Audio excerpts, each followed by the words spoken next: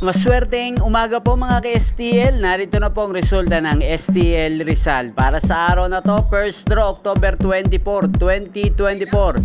Araw ng Huwebes. Naway ang mga natayaan nyo pong mga numero kanina ay manalo nawa ngayong umagang ito 11 AM. Kaya kunin nyo na po ang inyong mga tickets. Narito na po ang resulta.